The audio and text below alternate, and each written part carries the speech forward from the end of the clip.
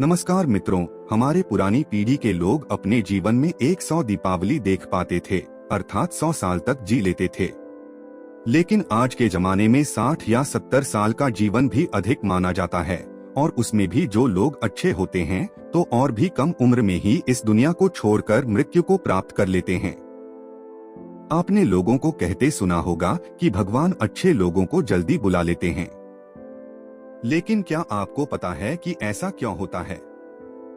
क्यों दूसरों का भला करने वाले और अच्छे लोग बुरे और दुष्ट लोगों की तुलना में जल्दी मृत्यु को प्राप्त करते हैं?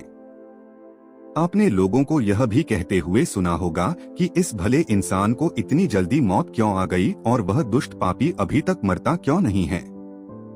क्या सच में ऐसा होता है? क्या सच में इसका कोई कारण है? अनेक ग्रंथों में इसके बारे में बताया गया है। जातस्य ही ध्रुवो मृत्युः, गीता में भगवान कहते हैं कि जिस व्यक्ति ने जन्म लिया है उसका मृत्यु अवश्य ही होगा। और हमारे सनातन धर्म में माना जाता है कि किसी व्यक्ति के जन्म से पहले ही यह तय हो जाता है कि उसका जन्म कहाँ होगा, उसके माता पिता कौन होंगे, उसका विवाह किसके साथ होगा। यहाँ तक कि ये भी तय होता है कि उसकी मृत्यु कहाँ और कब होगी। सभी धर्मों में मृत्यु को एक अटल सत्य माना गया है और जिसने जन्म लिया है उसे एक ना एक दिन मरना ही पड़ता है। किसी का जीवन या मृत्यु भगवान के हाथों में होता है। आपने सुना होगा कि जितनी चाबी भरी राम ने उतना चले खिलौना। हम वो खिलौना हैं जिसकी चाबी भगवान के हाथों में होती है और सभी चीज उनकी इच्छा से ही होती है। हिंदू धर्म में मान्यता है कि भगवान हर अच्छे मनुष्य को किसी न किसी उद्देश्य के साथ ही इस मृत्युलोक में भेजते हैं। जब वो उद्देश्य जल्दी पूरे हो जाते हैं तब भगवान उन्हें वापस बुला लेते हैं। अर्थात अच्छे लोगों की मृत्यु भी उनके अच्छे कर्मों पर ही निर्भर करती है। कलयुग के लक्षण में भी बताया गया है कि इस युग में पापी अधिक वर्ष तक जिएंगे और पुण्यात्मा जल्दी इस लोक को त्याग कर देंगे। इसके अलावा आपको ये भी बता दूं कि जो लोग ये कहते हैं कि मरने के बाद इंसान खाली हाथ जाता है, उन्हें यह जान लेना चाहिए कि 3 चीजें ऐसी हैं जो मरने के बाद भी उसके साथ जाती हैं। एक है संचित कर्म, दूसरा है स्मृति और तीसरी है जागृति। इसीलिए आप अब किसी से ये मत कहना कि आप खाली हाथ आए थे और खाली हाथ जाएंगे। हमें कई बार लगता है कि कुछ भले लोग या हमारे परिजन थे जो भले थे, कभी किसी का बुरा नहीं किया था, कभी किसी को सताया नहीं था, फिर भी भगवान ने उनको अपने पास इतनी जल्दी क्यों बुला लिया।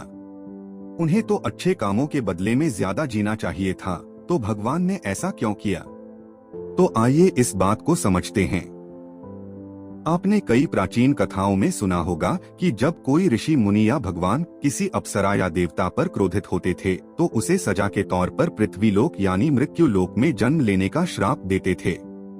ये मृत्यु लोक दूसरे लोगों की तुलना में ऐसी भयानक और दुखदायक जगह है जहाँ सजा के तौर पर देवताओं और अप्सराओं को भेजा जाता था, और सजा मिलने पर वो देवता और अप्सरा गिड़गिड़ाते थे कि हे प्रभु, हमसे गलती हो गई, हमें माफ करें और हमारी सजा कम करें।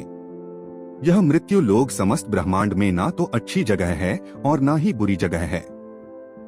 आप इसे कर्मभूमि भी कह सकते हैं, और कर्मों के हिसाब से ही आपकी आगे की यात्रा तय होती है। जब हम जन्म लेकर यहाँ आते हैं तो हमें इस मृत्युलोक की माया जाल और मोह माया घेर लेती है और हमें यह मृत्युलोक अच्छा लगने लगता है। हमें इस मृत्युलोक और यहाँ रहने वाले लोगों से मोह हो जाता है। हम इस मृत्युलोक को छोड़कर नहीं जाना चाहते हैं, और हमारा कोई साथी इस लोक को छोड़कर चला जाता है तो भी हमें दुख होता है। जब किसी इंसान की मौत होती है तो वह जीवात्मा यमराज के वहां जाती है और वहां उसके कर्मों का लेखा जोखा होता है। उसमें देखा जाता है कि उस जीवात्मा ने अच्छे कर्म किए हैं या बुरे कर्म किए हैं। अगर किसी जीवात्मा ने मृत्यु लोक में बहुत बुरे कर्म किए हैं, बहुत ज्यादा लोगों को सताया है, लूटा है, दुख पहुंचाया है, तो उसे दूसरे जन्म में उन सभी के साथ हिसाब चुकता करना पड़ता है और उसी कारण उस जीवात्मा को लंबा जीवन काल मिलता है। यदि जीवात्मा ने अच्छे कर्म किए हैं तो उसे अगले जन्म में कम सांसें दी जाती है। कई लोग कहते हैं कि अच्छे काम करने वाले को लंबा जीवन देना चाहिए और बुरे काम करने वालों को कम जीवन देना चाहिए। लेकिन भगवान ने जो व्यवस्था बनाई है वह सही और उत्तम है, क्योंकि इस मृत्युलोक में रहना और जीवन व्यतीत करना हमारा लक्ष्य नहीं है। हम जीवात्माओं का अंतिम लक्ष्य तो परम पवित्र बनकर मोक्ष प्राप्त करना है और परमेश्वर का सानिध्य प्राप्त करना है। हर एक जन्म के साथ हमें अवसर मिलता है कि हम अपनी चेतना के स्तर को अच्छे काम करके ऊपर उठाएं, क्योंकि हम बुरे काम करते हैं तो हमारी चेतना का स्तर नीचे जाता है और हमें हजारों और कई बार तो करोड़ों सालों तक इस मृत्युलोक में दुखों को झेलना पड़ता है।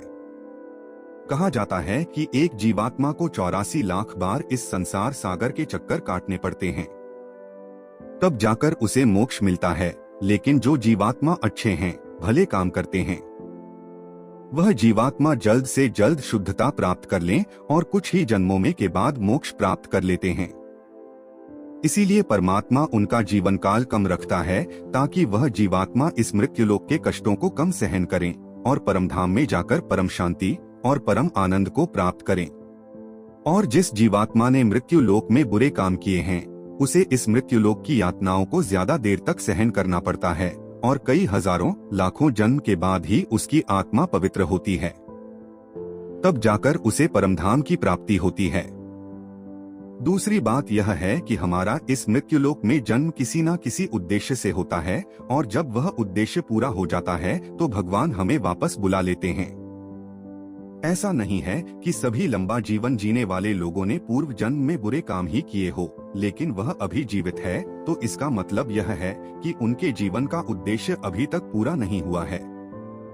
मित्रों, आप समझ गए होंगे कि अच्छे लोगों की मृत्यु जल्दी क्यों हो जाती है। तो हमारे जो भी प्रियजन थे और जिनकी मृत्यु जल्दी ही हो गई हो, वो एक पवित्र आत्मा थे और जितने दिनों तक हमें उनका सानिध्य प्राप्त हुआ, वह हमारा सौभाग्य था। उनकी मृत्यु के बाद हमें प्रार्थना करनी चाहिए कि उनकी आत्मा जल्द से जल्द परमधाम को प्राप्त करें और परम शांति और परम आनंद को प्राप्त करे। यह जन्म मृत्यु का रहस्य कुछ ज्यादा ही गहरा होता है, जिसे देवता लोग भी नहीं समझ पाते हैं। इसीलिए मित्रों, आज से अपने जीवन को सार्थक बनाने के लिए अपने गलत आदतों को छोड़कर अच्छे आदत अपनाएं, धर्म और तपस्या में मन लगाएं।